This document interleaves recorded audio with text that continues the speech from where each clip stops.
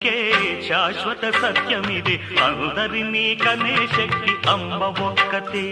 అవతార పురుషుడైనావో అమ్మకు కొడుకే